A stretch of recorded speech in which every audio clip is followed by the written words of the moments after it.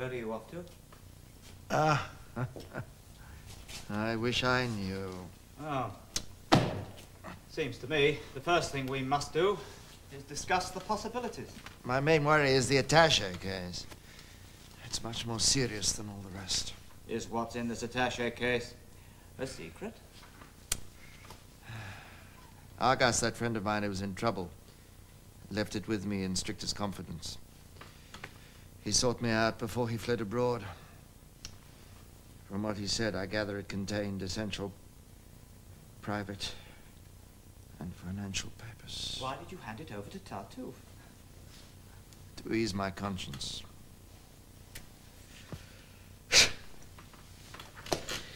I went straight to him, that traitor, and confided in him.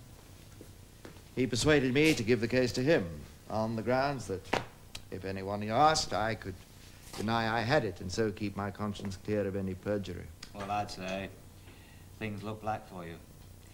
And to be frank, this indiscretion and the deed of gift were undertaken by you much too lightly. You've put yourself in pawn to him, and since he does have such great power over you, it was even more unwise to provoke him. Who could have thought that devout facade could hide such double-dealing wickedness? And that I took him in when he had nothing. That's it. He's the last religious man I trust. In future, I'll recoil from them in horror and never miss a chance to be their scourge. Now, not another of your tantrums, please. You don't know what a happy medium is. Your reason never coincides with reason. You always lurch from one excess to another. You realize your mistake, that you were duped by a false piety. But what's the point of trying to make up for it by falling into an even bigger trap and not seeing the difference between men of honor and this contemptible degenerate? Just because one thief has, with his veneer of hypocritical austerity, brazenly cheated you, you then assume everyone is like that and genuinely religious people don't exist today. Now leave senseless thoughts like that to atheists. Learn to distinguish virtue and its semblance. Don't be too careless with your admiration and show a necessary moderation. If possible, don't fall for hypocrites. But equally, don't attack true devotion, and if you can't help going to extremes, better to make the same mistake again. Father! Father! Is it true that this wretch Tartuffe is threatening you, Father, forgetting all your kindness towards him? And that with vile, infuriating pride, he's turned your generosity against you? Yes. My son, and I have never suffered so much. You leave him to me. I'm going to cut his ears off. There's no point in holding back against that kind of shamelessness. Oh, yes, I'll get you out of this. There's only one answer. I'm going to blow his head off. The voice of youth. Now, will you please calm down? We're living in an age and in a kingdom where violence is never a solution.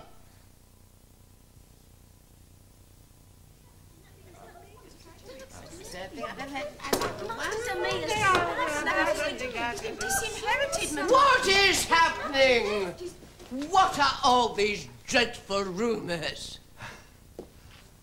Unprecedented things which I have witnessed. The rewards of my generosity. I take a poor man in most willingly.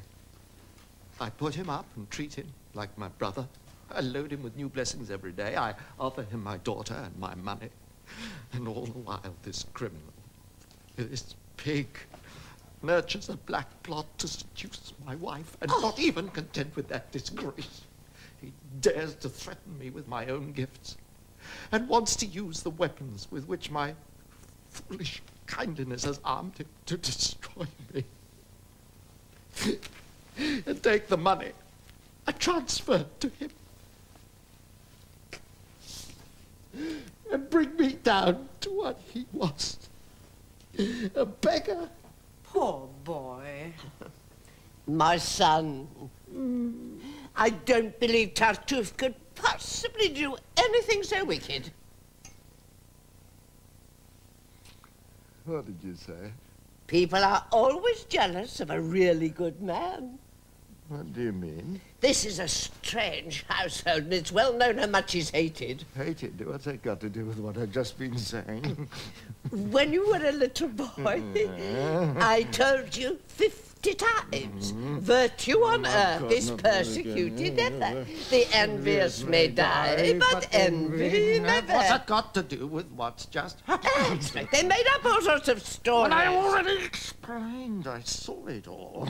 There's nothing so ingenious as a gossip. I'll swing for you yet, Mother. Will you listen? I saw him do these wicked things myself. There's always poison spread by idle tongues. No one on earth can get away from that. This conversation is ridiculous. I saw him. Do you understand? I saw him with my own eyes. I saw him. What I did is described as seeing. One mustn't always go by what you see. Suspicion's human nature, and good is often mistaken for evil. Am I to suppose, then, that the urge to kiss my wife had some religious motive? It's as well not to accuse people without just cause. You should have waited to make really certain. Good God, was there a way to be more certain? Should I have waited until in front of me? No, you'll make me say things I regret. We're wasting time with all this nonsense, which we should be using to draw up some plans. We can't afford to dream. These are real threats. Do you really think you dare to see them through? He wouldn't have the face to bring proceedings. I wouldn't bank on it. He'll work out ways to justify his handiwork against you. And I've seen people caught in a labyrinth once the religious clique is down on them on much less evidence. And like I say, knowing his power, you shouldn't have provoked him. Well, you're right, but how could I help it? Good evening. Is Monsieur Orgon at home? Oh, what does that man want? Go and see. Visitor just now is all I need. How can I control my... Ah, good evening, dear sister. May I speak to Monsieur Orgon? He has company. I doubt he can see anyone right now. Oh, I'm not here to make a nuisance of myself. I've come to do him a good turn. Oh, what name is it? Just tell him that I'm here for his own good, on Monsieur Tartuffe's behalf.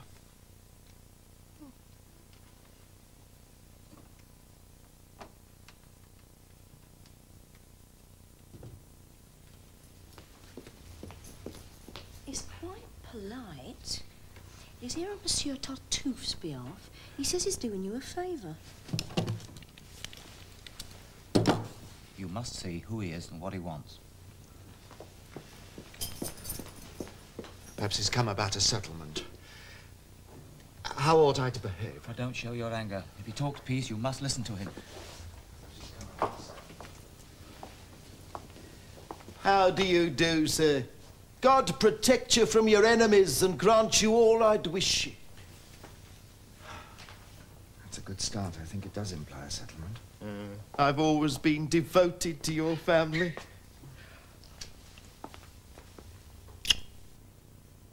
I was once in your father's service. Sir, I'm ashamed to say, you must forgive me. I don't know who you are or what your name is. My name is Loyal. I'm from Normandy. Oh. I hold the much respected post of bailiff.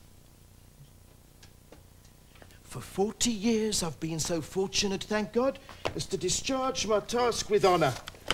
And I'm here, with your permission, sir, to serve you with this writ.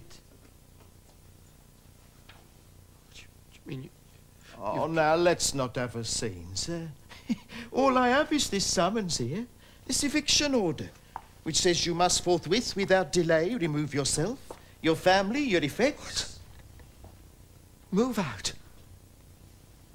Me? Yes, sir, if you don't mind. As you're no doubt aware, there is no question that at the present moment this house here belongs to our revered Monsieur Tartuffe. From now on, he's lord and master of your possessions, by virtue of a contract legally drawn up, incontestable, which I happen to have about my person. You've got a nerve. I'm not obliged to deal with you, sir. This is Monsieur Orgon's business. He's a reasonable sort of chap who knows full well a man must do his duty and wouldn't ever want to obstruct justice. But, yes, I know, sir. You'd never dream of playing up. And as an honest man, you'll let me carry out my orders here. I'm the right way to feel my sword laid right across your backside, Monsieur Bailiff. Tell your son to shut up or go away.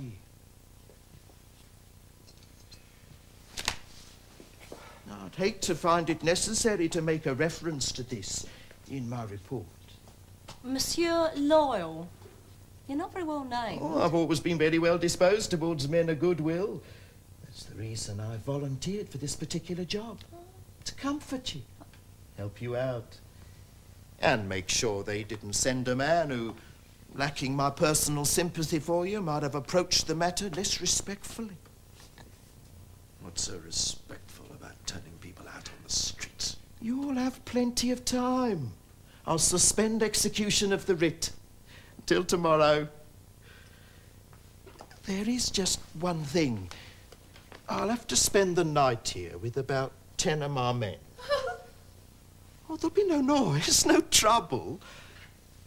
I will need, and before you go to bed, please, it's only a formality, the keys. I guarantee your sleep won't be disturbed. There'll be no unnecessary suffering. You just be ready first thing in the morning to clear out every last household utensil. My men will help you. Everyone's hand-picked to render you assistance with the move. I don't think one can say fairer than that. And as I've been so lenient with you, sir, I would request a corresponding temperance on your part as I go about my duties.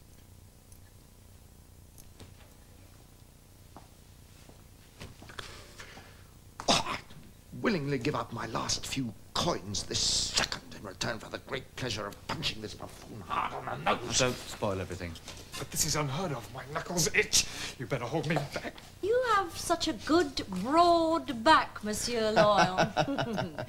A really good hiding might suit you nicely. That kind of talk's actionable, dear. Women are liable to prosecution like anybody else. Right, that's enough. Give us your piece of paper and be off.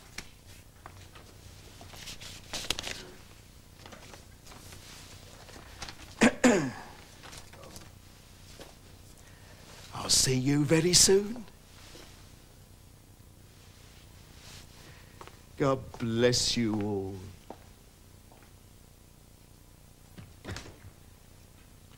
And may he damn you. And the man who sent you.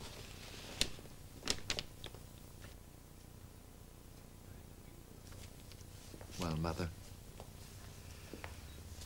am I right? Look at this writ. Now do you understand that he's a traitor? I'm thunderstruck and discombobulated. I think you're being rather hard on him. This is a confirmation of his goodness, the final proof of his love for his neighbour.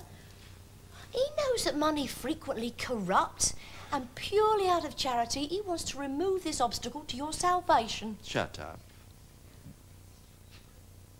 How many more times must I tell you? Come on. Let's sit down and discuss the options. If we were to expose his insolence, surely the contract would be declared null.